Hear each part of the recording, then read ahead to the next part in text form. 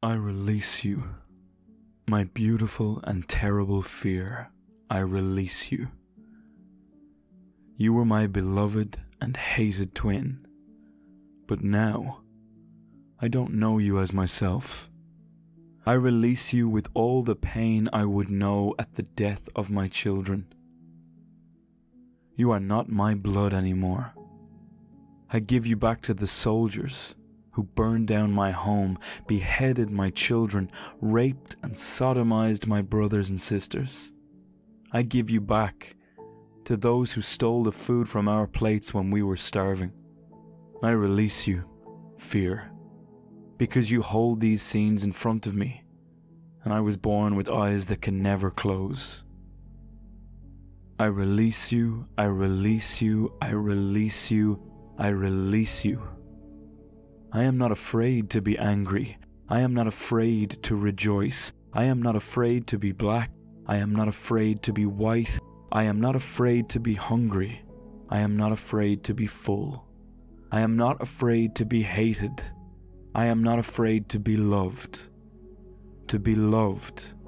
To be loved, fear. Oh, you have choked me, but I gave you the leash. You have gutted me, but I gave you the knife. You have devoured me, but I laid myself across the fire. I take myself back, fear. You are not my shadow any longer. I won't hold you in my hands. You can't live in my eyes, my ears, my voice, my belly, or in my heart. My heart. My heart. My heart. But come here, fear. I am alive, and you are so afraid of dying. Hello, and welcome to Words That Burn, a podcast about poetry. Each week I read a poem, look at its inner workings, and hopefully show you what makes it tick. This week's poem is I Give You Back by Harjo. Before I begin, I have a suggestion. Try to find a copy of the poem somewhere so that you can read along. You'll find a link to one, if you're having difficulty, below in the description. Harjo is a titan of contemporary poetry, especially in the United States. Her work highlights the difficulties of the human condition in painfully precise ways. Perhaps more importantly, her work is a vessel for the stories and overlooked histories of the Native or Indigenous American people. Harjo hails from Tulsa, Oklahoma, and is a proud member of the Muskogee Creek Nation. Her heritage and culture are a huge influence in her work. In her own words, what then distinguishes Indigenous poetry from other world poetry traditions? Much depends on the Indigenous language constructs, which find their way into poems written in other languages, as in English here. My own poem, She Had Some Horses, would not have been written without stomp dance, or without having heard Navajo horse songs. So many poetry techniques are available, whether it's utilizing metaphor, syntactic patterning, or some other application of poetic tools. The influence of her culture extends far beyond the structure of her poetry. The religious beliefs, mythology, and storytelling of countless First Nations permeate her works.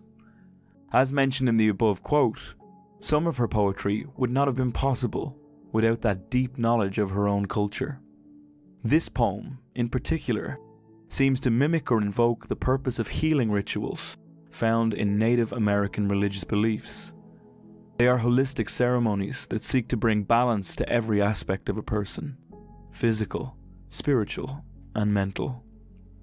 Indeed, there is an intensely autobiographical tone to this poem. It is one of Harjo's earliest, and it comes in the wake of a very intense period of panic and anxiety. Here she is, discussing it in an interview in 2012. Yes, and sometimes I think in order to get to something that we really want or we really love, or that something that needs to be realized, that we're tested. I mean, I think if you look at any, stories all over the world, they're usually set up as, okay, here's where I start, here is where I want to go, and here are the tests. And they were pretty intense tests, and I failed a lot of them, or you find a way around, and maybe there is no such thing as failure. Maybe that's what I've had to come to. Yes, I mean, there's times when we don't, when we fail, but it's a useful thing. At least I've had to come to that in my life, is to realize that this stuff called failure, this stuff, this debris of historical trauma, family trauma, stuff that can kill your spirit, is actually raw material to make things with, and to build a bridge. You can use those materials to build a bridge over that which would destroy you. Looking at this poem, it's easy to see how it's an attempt at healing. The first section makes it clear. I release you, my beautiful and terrible fear, I release you. You were my beloved and hated twin, but now I don't know you as myself. I release you with all the pain I would know at the death of my children. You are not my blood anymore. There is that immediate sense of relief in the word release. It conjures up imagery of being trapped, of a wild and ferocious animal that has suddenly been freed. The paradox of fear is perfectly encapsulated by the line, you were my beloved and hated twin. Sometimes, fear truly becomes a companion, something we've lived so long with that we can't imagine our lives without it. It comes to be our crutch and our excuse for the things we didn't do. In many senses, it is our beloved. Then there is that wonderful note of separation. I don't know you as myself. However, it is not without pain. Harjo recognizes her role in fostering this fear, how it seemed to come from her. This parting of the ways is something of a grievance for her. She compares it to the loss of a child, and we understand just how much a part of her life this fear has been. There is a gentleness, almost tender quality to the language in this first section. The listener can be taken aback a little upon hearing it. Returning to the word release, it's almost as if Harjo is the one doing a kindness to her own fear, letting it finally be free of her as much as she's free of it. While this section is a powerful look at the nature of fear, the next makes it clear just how ugly it can be. I give you back to the soldiers who burned down my home, beheaded my children, raped and sodomized my brothers and sisters. I give you back to those who stole the food from our plates when we were starving. I release you, fear, because you hold these scenes in front of me, and I was born with eyes that never close. Here, the tragic and bloody history of the First Nations suffering at the hands of British colonizers is illustrated in detail. The events are recounted in excruciating detail that almost hammer the readers with their visceral quality. Past and present fuse together as Harjo is there when whole armies raged through her village. They are her children who are suffering at their hands. They are her brothers and sisters who are being violated by invaders. Some of these events could not have happened in her lifetime, and yet the fear and the trauma it sowed have made it feel like right now for her. The notion of events happening both in the past and the present is an interesting tie to the perception of time held by those of many indigenous tribes in Northern America. The model used by them is far more cyclical than linear. That is to say, that events can recur throughout time and have a pattern. There is no definitive ending or beginning to time in that notion. This theory helps us to understand the final lines in the section. You hold these scenes in front of me, and I was born with eyes that can never close. Those eyes that never close are a powerful image and reminder of how trauma can transcend generations. Part of the fear that Harjo has carried with her was passed down by those that came before, those that suffered before. This idea of generational trauma is nothing new for Harjo. In her memoir, Crazy Brave, she wrote, "We were all skins, traveling together in an age of metamorphosis, facing the same traumas from colonization and dehumanization. We were direct evidence of the struggle of our ancestors." That struggle is on full display here, and seemingly in response to it, the next section takes on the form of a mantra or chant of defiance. I release you. I release you. I release you. I release you. I am not afraid to be angry. I am not afraid to rejoice. I am not afraid to be black. I am not afraid to be white. I am not afraid to be hungry. I am not afraid to be full. I am not afraid to be hated. I am not afraid to be loved. To be loved, fear. Here, repetition and refrain take over. Words and phrases are repeated, including the opening words of the poem, I release you. That cyclical quality that we mentioned before is reinforced by the repetition. There is a ritual quality to all of this. With the release of fear comes an embracing of the rest of her identity. Harjo is carving out her identity, embracing the many things she once feared. She will not suppress her anger any longer, or temper her joys. She will not hide from her innocence, her white, or her darkness, her black. No longer will she fear the famine of her ancestors, nor feel guilt at the prosperity she has on occasion. Most importantly, she rejects any worry of being hated or loved. The most important term of the section is repeated. To be loved, to be loved, to be loved. It's made clear to the reader that this release has been accomplished by choosing to love herself and those around her. The nature of her relationship with fear is examined again for the final section. This time, however, it is a violent inversion of the way it was initially written about. Oh, you have choked me, but I gave you the leash. You have gutted me, but I gave you the knife. You have devoured me, but I laid myself across the fire. I take myself back, fear. You are not my shadow any longer. I won't hold you in my hands. You can't live in my eyes, my ears, my voice, my belly, or in my heart, my heart, my heart, my heart. But come here, fear. I am alive, and you are so afraid of dying. The visceral primal imagery hinted at in the opening lines of the poem are revealed full force here. The fear of which she speaks is an animal, bestial in every sense. Words like gutted and devoured make its savagery clear. In her memoir, Harjo gives it a name, writing about it as the monster. I heard a congested snuffling, breathing. The monster rose up before me. I saw him for the first time.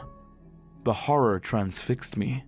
I had no room in my mind for such a being. In this poem, however, she wrestles with it and conquers it. She does this by recognizing her own compliance with the fear. She is the one that gave it the tools to do its job. But that time is done.